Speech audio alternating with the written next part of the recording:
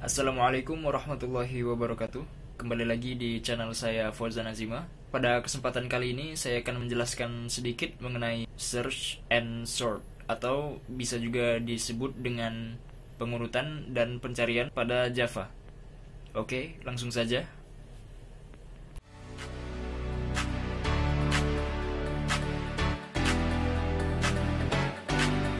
Di dalam pemrograman Java terdapat dua macam algoritma yang dapat digunakan untuk melakukan pencarian dan pengurutan data di dalam pemrograman Java.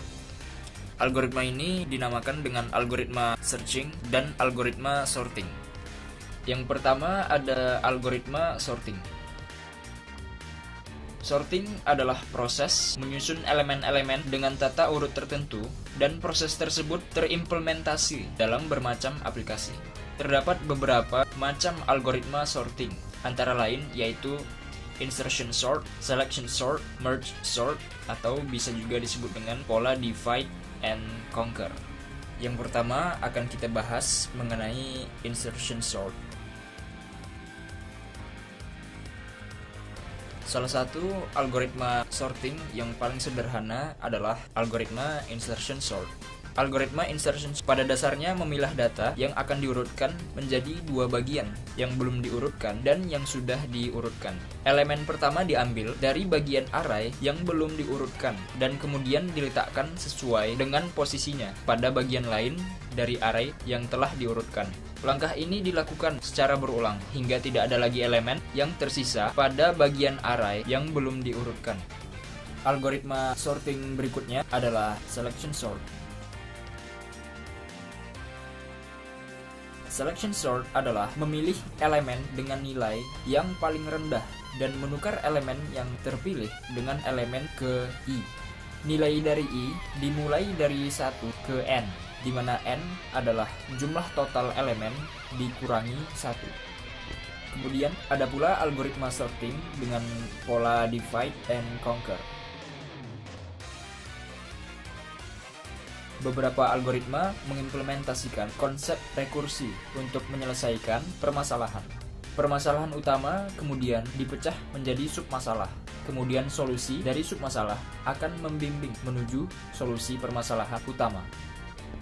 Pada setiap tingkatan rekursi, pola tersebut terdiri atas 3 langkah. Yang pertama ada divide, yaitu memilah masalah menjadi submasalah. Kemudian yang kedua yaitu conquer. Pada conquer diselesaikan submasalah tersebut secara rekursif. Jika submasalah tersebut cukup ringkas dan sederhana, pendekatan penyelesaian secara langsung akan lebih efektif. Kemudian yang ketiga yaitu kombinasi.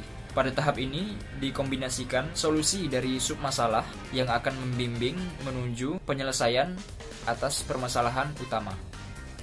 Proses rekursi akan berhenti jika mencapai elemen dasar. Hal ini terjadi bila mana bagian yang akan diurutkan menyisakan tepat satu elemen. Sisa pengurutan satu elemen tersebut menandakan bahwa bagian tersebut telah terurut sesuai dengan rangkaiannya. Kemudian, algoritma yang akan kita bahas berikutnya yaitu algoritma searching. Pencarian atau searching suatu data pada sekumpulan data merupakan proses yang sangat penting. Proses pencarian dilakukan untuk mengetahui apakah data yang dicari terdapat pada sekumpulan data yang ada. Selain untuk mengetahui keberadaan data, informasi yang lain yang bisa didapat adalah letak dari data tersebut.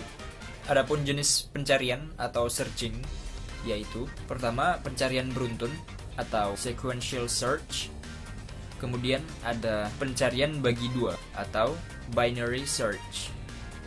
Yang pertama akan kita bahas mengenai pencarian beruntun atau sequential search.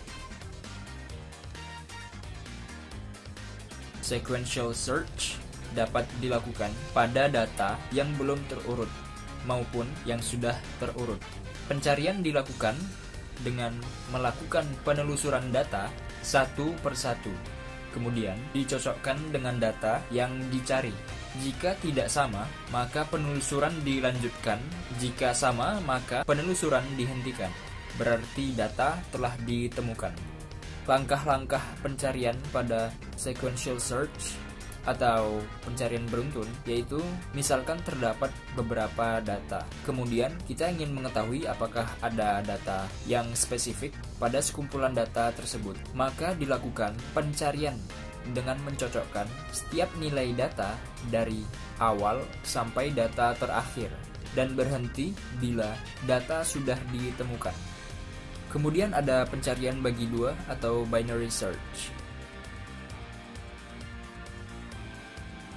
Pencarian bagi dua atau pencarian biner atau juga bisa disebut dengan binary search hanya dapat dilakukan pada data yang sudah terurut.